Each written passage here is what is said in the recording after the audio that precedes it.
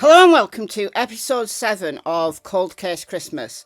In this episode, we're going to Nova Scotia in Canada to the disappearance of a young man, just 26 years of age, who went missing in February 2022. This disappearance adds further trauma to an already distraught family who are already coping with a family tragedy. Searches are ongoing for this young man. Indeed, a search just last month was conducted, and at the time of recording this video, yielded no results. This is the desperate search for Jessie Morrissey.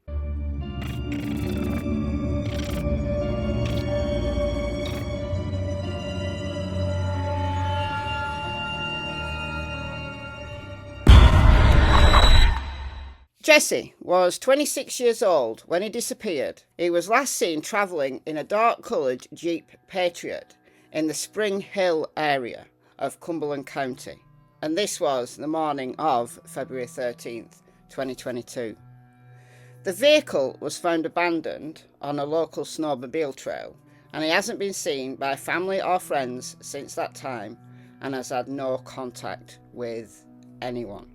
Investigators believe that Jessie's disappearance is suspicious, and they say there are people who have information not yet offered to the police that could be the thing that breaks this case wide open and leads to the location of Jessie. His family just want him home. If he's been murdered, obviously everybody wants justice, but his family want him home. Anyone with any information regarding Jessie's case should call the Rewards for Major Unsolved Crimes programme at 1888 710 9090, and there is a reward of up to 150,000 Canadian dollars. So if you're holding the tip, you could be in for a hefty reward. So seriously, think about it.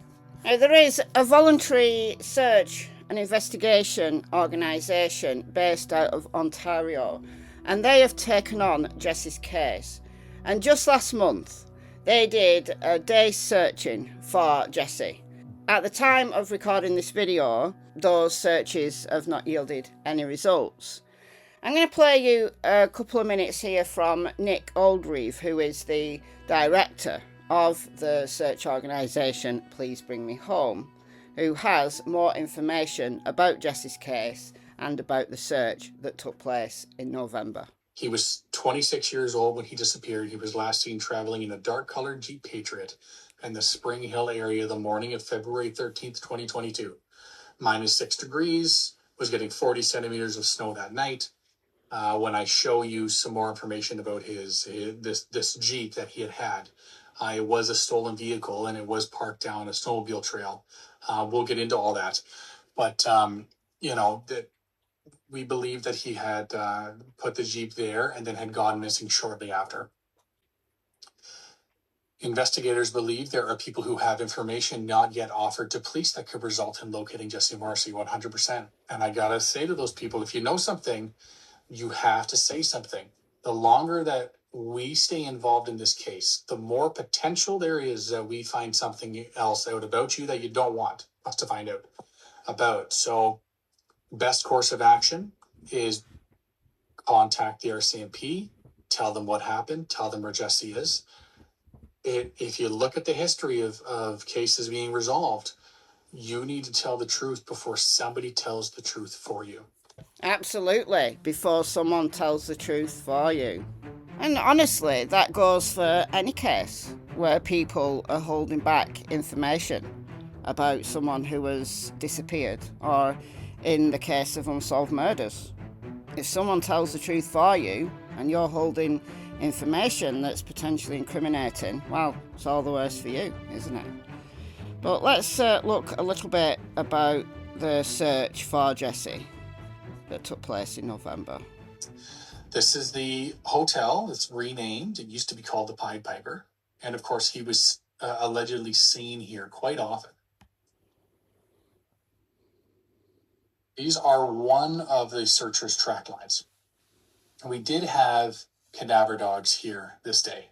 This was on the Friday of that November weekend that we were down. And So that was Friday, November 14th. of course, Jack and Lily Sullivan were on the Saturday. So this just shows one of the track lines. We're of course looking around the hotel. A group of us went across the road. This is quite a deep ditch on the west side of the road. We also, two of us went around the water this way, just seeing if anything could have been on the shoulders of that pond. And then two other people whose track lines don't show on here did this side of the pond. We also did some walking out back up top of this ridge line, and we wanted to stay out of the way of the cadaver dogs. The cadaver dogs did search the entire bottom portion of this ridge and this side of this entire creek here. They also did search the entire property around the Pied Piper Hotel, and we were permitted to go in the basement for the first time for this case, and they were able to effectively clear the basement. Nothing of evidentiary value was located via the cadaver dogs during the search effort. Just northeast of that, the first road that you connect to after the Pied Piper, Jessie's mother had seen a mattress just in the bush, and it was weighing on her mind. So she had asked if we would go and search it. So of course, this is just one searcher's lines. The cadaver dogs went all throughout up here, did not indicate anything. This is that picture of the Jeep I was telling you about. So, and you can see here, we've been contacted by the RCMP with regard to this abandoned stolen vehicle on Trail 42. Efforts to safely recover the vehicle are underway, possibly tomorrow after the weather clears. So, we know that it was here, and allegedly the footprints that were seen leaving it, and I can show you via this next one here. So apparently the vehicle was facing northeast. So the belief is that it drove in, of course, from this road, from the south road. And it's further believed that he was attempting to get the vehicle to some areas around this side, which he would normally frequent. The footprints allegedly had come down, and when they got close to the end of the trail here, they veered off the trail down a little side trail to the west, and then followed those footprints to a shed. And then the footprints came back and crossed, and then came up to the roadway here. And as soon as the footprints hit the shoulder, disappeared. In all likelihood, if he is trying to get back to this area, he'd be walking this way. Could he have been picked up? Could he have, passed away from the elements at some point around this walk to this area? Who knows? If this was the last place he went, again, it's very important to verify. Was this stop 1 or 2? And was Pied Piper stop 1 or 2? So we need your help to verify that. Okay, so there are still details missing from the circumstances surrounding Jessie's disappearance. Was he with the Jeep last, or was he at the Pied Piper Hotel last? And where did he go from there? What happened once the footprints stopped, is the question. Could he have been picked up? Yes. If the cops believe that there's people with information about Jessie's disappearance, that could well have been the case. He could have wandered off on his own, but I want to know why the footprint stopped. Because it was snowy outside, it was -6, the footprints just stopped. So why? Why did they stop? And his family are just desperate for answers, because they were already traumatised by Jessie's brother, Jerry, being shot and killed in November of 2021. So just a handful of months before Jessie's disappearance. So I'm going to read this article here from CBC. The disappearance of a northern Nova Scotian man has brought more heartbreak to a family still processing the death of a loved one who was shot and killed in Amherst, Nova Scotia last year. Jessie Morrissey was last seen February 13th in the Leamington area of Cumberland County.